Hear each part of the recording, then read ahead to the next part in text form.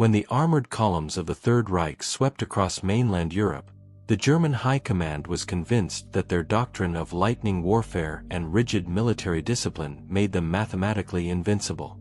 Seasoned field marshals and arrogant strategists viewed the United States as a distant, untested industrial giant, vastly underestimating the speed with which a peacetime democracy could transform into the most lethal military force on Earth. German intelligence had convinced their frontline officers that American soldiers would lack the ruthless resolve needed to withstand the brutality of total war. But the moment American forces fully established their supply lines and unleashed their mechanized doctrine on the European theater, that arrogant illusion was violently torn away. What the Wehrmacht encountered across the hedgerows of France and the frozen valleys of Western Europe was not a hesitant army, but an overwhelming engine of war designed to crush defensive lines through relentless coordination, staggering firepower, and an unyielding aggressive drive that left enemy commanders in absolute shock. In the concrete command bunkers of the German High Command, the initial confidence quickly deteriorated into cold, suffocating dread. Tactical reports from the front lines carried an alarming message. Every time a German panzer division attempted a counterattack or tried to consolidate a defensive strongpoint, the American response was instant, calculated, and devastatingly destructive. The German officers, who prided themselves on calculating every battlefield variable down to the smallest detail, found themselves outmatched by an adversary that did not play by their traditional rules.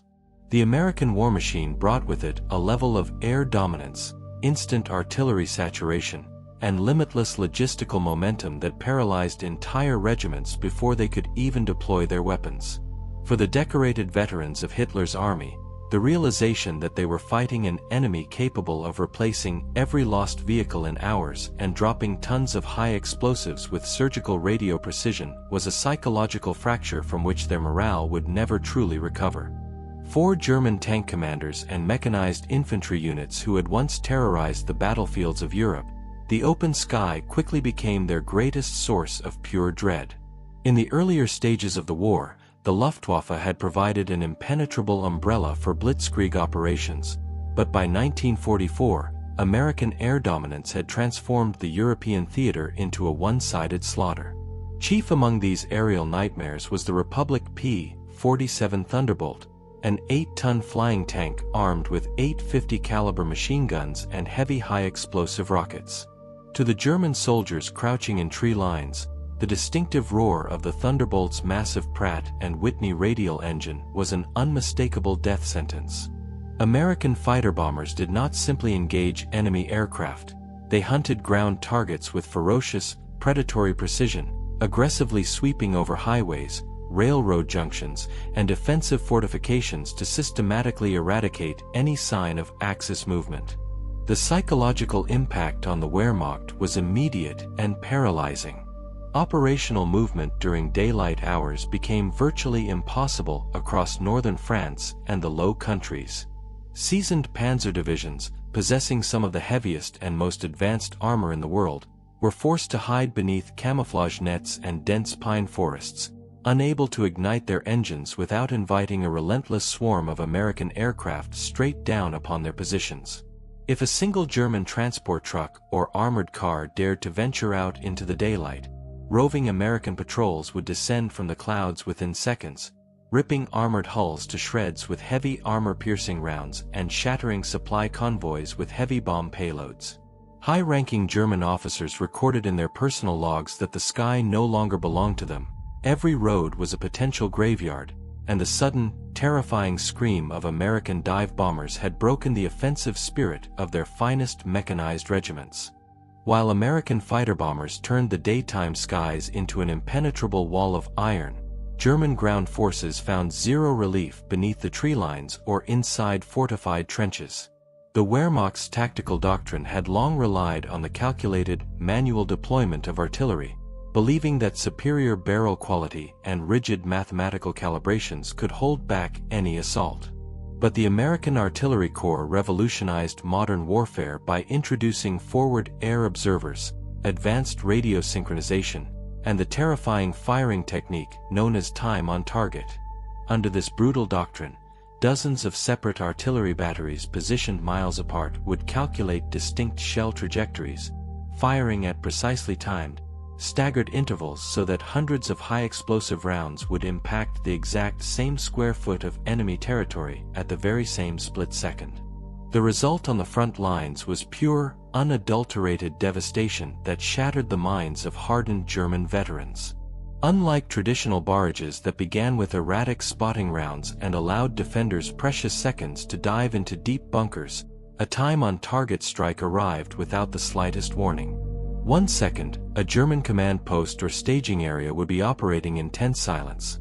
The next, the earth would violently erupt into a seamless curtain of fire, shrapnel, and concussive shockwaves that pulverized concrete pillboxes and vaporized defensive strongpoints instantly. German field medics reported unprecedented levels of psychological breakdown, as seasoned infantrymen were rendered catatonic by the sheer ferocity of American shell saturation. In their captured diaries, Wehrmacht officers referred to the American artillery not as a weapon, but as an inescapable butcher's hammer that dismantled entire counterattacks before their commanders could even issue the order to advance. Beyond the screaming fighter bombers and the sudden devastation of coordinated artillery barrages, what dealt the fatal blow to German morale was an encounter with an entirely new kind of warfare, the boundless, industrial juggernaut of the American logistical apparatus. High-ranking German tacticians, trained in Prussian military schools to prioritize austerity and tactical conservation, believed that wars were won strictly through superior engineering, iron discipline, and frontline fanaticism. But as the conflict dragged into the harsh winter of late 1944, that illusion shattered against the reality of American supply lines.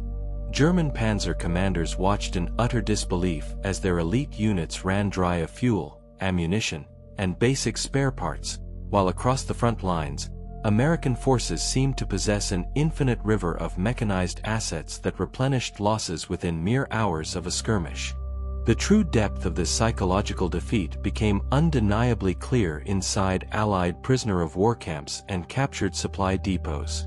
Battle-hardened Wehrmacht officers and veteran panzer aces were confronted with an industrial disparity so vast it bordered on the absurd. While German soldiers dragged artillery with starving horses and salvaged boots from fallen comrades, captured German generals witnessed Allied logistical columns overflowing with factory-fresh Sherman tanks, thousands of GMC transport trucks, and unlimited artillery shells stacked in massive open fields. Captured Axis troops famously broke down in tears of disbelief upon discovering that American frontline troops were receiving fresh bread, chocolate rations, and customized repair equipment flown straight across an ocean without delay. For the proud leaders of the Third Reich, the realization hit with crushing finality. They were not merely losing battles against a rival army, they were being systematically crushed by an industrial titan whose manufacturing power made Axis victory mathematically impossible. When the smoke finally lifted from the battlefields of Europe, the high command of the Third Reich was left to confront an undeniable reality. They had not been outfought merely in terms of battlefield numbers, but outmatched by an unstoppable doctrine of total war, relentless air supremacy, and industrial momentum that dismantled their defenses from within. The arrogant belief in Axis invincibility had completely collapsed under the weight of Allied coordination and the sheer, overwhelming force of the American military engine. For the surviving commanders of the Wehrmacht, the war ended with the bitter realization that once the full might of the United States was mobilized, Axis defeat was mathematically inevitable. If this deep dive into the psychological panic and battlefield shock of the German High Command gave you a new perspective on World War II, make sure to hit the like button. To ensure you never miss another untold investigation into classified war tactics, forgotten heroes, and legendary military encounters, subscribe to the channel and ring the notification bell. We want to hear your thoughts in the comments below. Do you believe it was American air supremacy, instant artillery synchronization, or boundless industrial logistics that truly broke the spirit of the German war machine? Share your analysis in the comments, stay vigilant, and we will see you in the next investigation.